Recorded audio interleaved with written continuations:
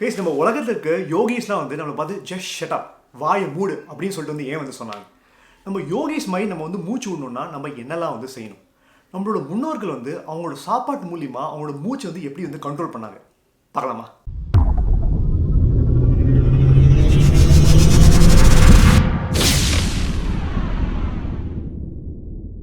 Hello guys, நான் உங்கள் ஹரிஷ் ஸ்ரீகாந்தன். உங்கள் லைஃப் வந்து ரொம்ப மந்தமாக போனாலும் சரி, கொஞ்சம் கூட எனர்ஜி இல்லாமல் போனாலும் சரி, விம் ஹாஃப்னு சொல்லிட்டு ஒரு ஆளை பற்றி நீங்கள் தெரிஞ்சுக்கணும். திடீர்னு ஒரு நாள் என்ன ஆகுதுன்னா, அவங்களோட ஒய்ஃப் வந்து சூசைட் வந்து பண்ணிடுறாங்க.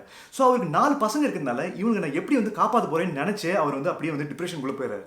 இந்த டிப்ரெஷன்லேருந்து எப்படி வெளில வரலாம்னு சொல்லிட்டு அவர் அனலைஸ் பண்ணும்போது தான் நம்மளோட ஆன்செஸ்டர்ஸோட ப்ரீதிங் டெக்னிக், அதாவது நம்ம முன்னோர்களோட மூச்சு நுட்பங்களை அவர் நிறைய வந்து படிக்கிறாரு. படித்து அதில் ஒரு ரொம்ப அட்வான்ஸ் ஸ்டேஜுக்கு வந்து அவர் போயிடுறாரு. அது பண்ண கொஞ்சம் கொஞ்சமாக அவர் டிப்ரெஷன்லேருந்து வந்து வெளில வராரு.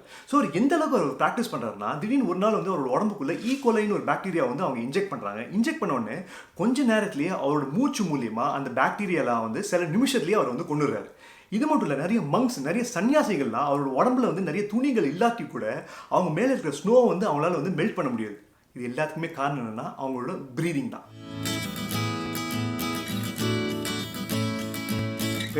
ஹிந்துசம் எடுத்துக்கோங்க, புத்திசம், இது எல்லாத்துலேயுமே நம்மளோட மூச்சு வந்து ரொம்ப பவர்ஃபுல்லான மருந்துன்னு சொல்கிறாங்க. ஸோ உங்களோட மூச்சை நீங்கள் மாற்றினீங்கன்னா உங்களோட லைஃப் வந்து மாறும். இப்போ நான் சொல்கிறது நீங்கள் நம்புவீங்களான்னு தெரியல, நம்ம மக்களில் 90% ஆஃப் த மக்கள் வந்து சரியாக வந்து மூச்சு விடுறதில்ல. ஸோ அதுக்கு சொல்யூஷன் என்னென்னா, இனிமேல் வந்து வாய் வழியாக நீங்கள் மூச்சு விடுறதை நிறுத்திடுங்க. மூச்சு இருக்கும்போதும் சரி, எஸ்பெஷலி தூங்கும்போது மூக்கால் மட்டுமே மூச்சு விடுங்க, வாயால் மூச்சு விடாதீங்க. கைஸ், இந்த மாதிரி மூக்கு இல்லாமல் வாய் வழியாக நம்ம மூச்சு விட்டால் என்ன ஆகும் தெரியுமா? நம்மளோட ஏர்வேஸ், அதாவது காற்று பாதைகள்னு சொல்லுவாங்க தெரியுமா, அது சில மாதங்களில் சில நாட்கள்லேயே வந்து கம்ப்ளீட்டாக வந்து மாறிடுமா. ஜேம்ஸ் நெஸ்டர்னு சொல்லிட்டு இந்த புக்கு எழுதின ஆத்தர் வந்து என்ன பண்ணுறாருன்னா, டாக்டர் கிட்ட போயிட்டு அவரோட மூக்கை கம்ப்ளீட்டாக வந்து ஒரு 10 நாளைக்கு வந்து அவர் பிளாக் பண்ணிடுறாரு. நெக்ஸ்ட் 10 டேஸில் வந்து என்ன நடக்கிறதுனா, அவரோட கொரட்டை வந்து 4820% வந்து இன்க்ரீஸ் ஆகுது. ராத்திரி ஃபுல்லாக ஆல்மோஸ்ட் 40% அவரோட உடம்புலேருந்து வந்து தண்ணி வந்து அவர் வந்து லூஸ் பண்ணுறாரு.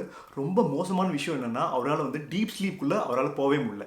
டீப் ஸ்லீப்குள்ளே போகாட்டி என்ன மாதிரி ப்ராப்ளம்ஸ் வரும்னு சொல்லி நம்ம லாஸ்ட் வீக் பார்த்தோம்ல. அது மட்டும் இல்லை, ஜப்பானில் ஒரு ரீசர்ச் வந்து பண்ணுறாங்க.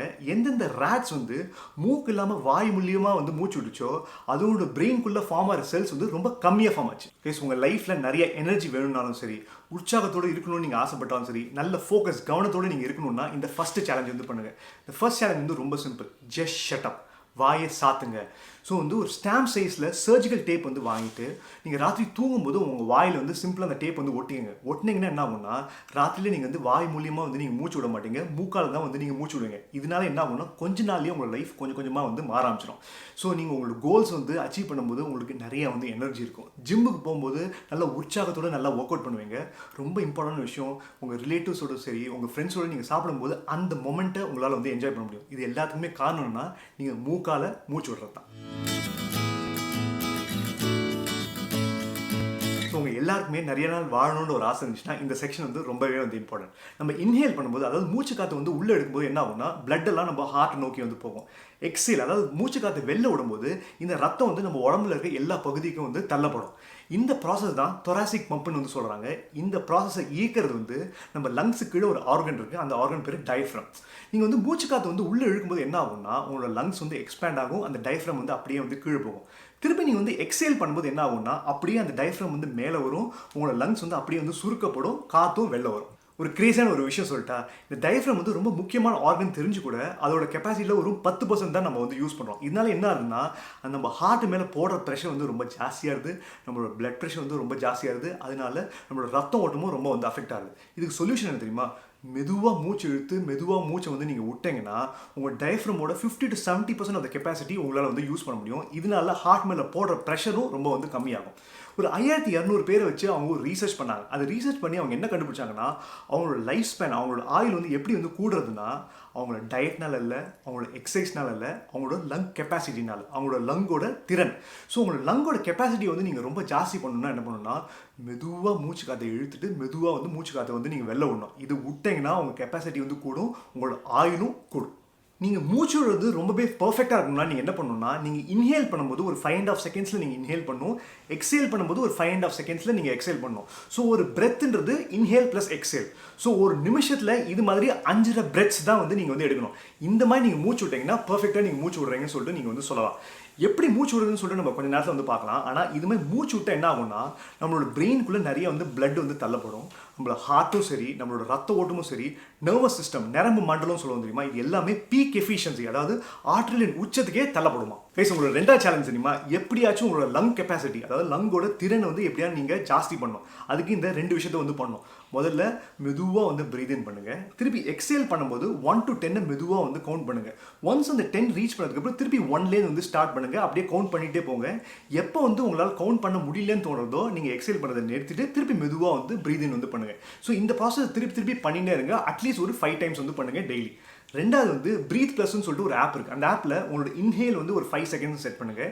எக்ஸேல் வந்து 5 செகண்ட்ஸ் வந்து செட் பண்ணிவிட்டு மெதுவாக அந்த ஆப்போட நீங்கள் வந்து பிரீத் இன் பண்ணிங்கன்னா ஒரு 5 மினிட்ஸ் டெய்லி பண்ணிங்கன்னா உங்களோட திங்கிங் தெரியுமா செம்ம கிளியர் ஆகிடும். அது மட்டும் இல்லை, உங்கள் ஃபோக்கஸ், உங்கள் கவனம் வந்து வேறு லெவலுக்கு தள்ளப்படும். நம்மளோட முன்னோர்களுக்கும் நம்மளுக்கும் 2 பெரிய டிஃப்ரென்ஸ் இருக்குது. நம்ம முன்னோர்கள் பார்த்தீங்கன்னா நல்ல ரா ஃபுட், பச்சை ஆகாரங்கள் வந்து நிறைய வந்து சாப்பிட்டாங்க. அதை சாதாரணமாக சாப்பிடல, நல்லா சூ பண்ணி வந்து சாப்பிட்டாங்க. ஆனால் நம்மலாம் சாப்பிட்ற சாப்பாடு நீங்கள் பார்த்தீங்கன்னா ப்ராசஸ் ஃபுட், அதாவது பதப்படுத்தப்பட்ட சாப்பாடு நம்ம சாப்பிட்றதுனால அது ரொம்ப சாஃப்டாக இருக்குது. அதை நம்ம ரொம்ப சூ பண்ணுறதில்ல. அந்த சூ பண்ணாதனால நம்மளுக்கு நிறைய ப்ராப்ளம்ஸ் வருது.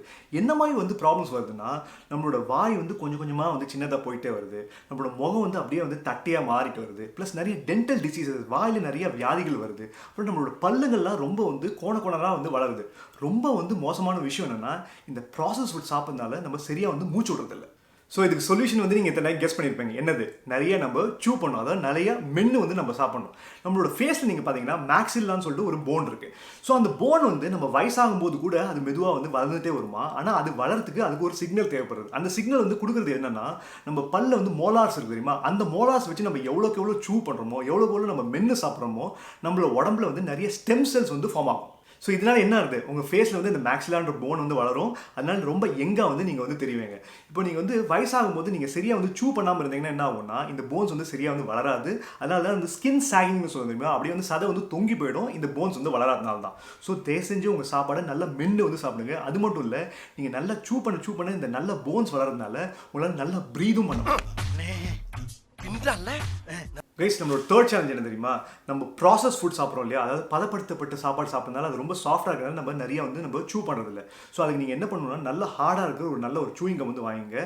நல்லா டெய்லி ஒரு 1 மணி நேரத்துல 2 மணி நேரம் அதை நீங்கள் எவ்வளோக்கு எவ்வளோ மெல்றீங்களோ உங்கள் மூஞ்சில் இருக்கிற போன்ஸ் வந்து நல்லா வளரும். உங்களால் நல்லா வந்து மூச்சு வந்து விட முடியும். ஸோ இந்த வீடியோ பார்த்துட்டு ப்ரீதிங்கிறது எவ்வளோ இம்பார்ட்டன்ட் சொல்லி தன்னைக்கு நீங்கள் ரியலைஸ் பண்ணியிருப்பீங்க. இந்த புக்கோட வந்து லிங்க் வந்து டிஸ்கிரிப்ஷனில் கொடுத்துருக்கேன். அது மட்டும் இல்லை, நிறைய லிங்க்ஸ், அதாவது இந்த புக்கை நீங்கள் தெளிவாக நீங்கள் படிச்சிங்கன்னா நிறைய ப்ரீதிங் டெக்னிக்ஸ் பற்றி சொல்லியிருக்காங்க. அதாவது nadi shodhana, Wim Hof method, breath of fire, அதாவது கபால் பாதி, இது மாதிரி நிறைய பிராணாயம் டெக்னிக்ஸ்லாம் வந்து கொடுத்துருக்காங்க. ஸோ தயவு செஞ்சு இந்த புக்கை வந்து வாங்க.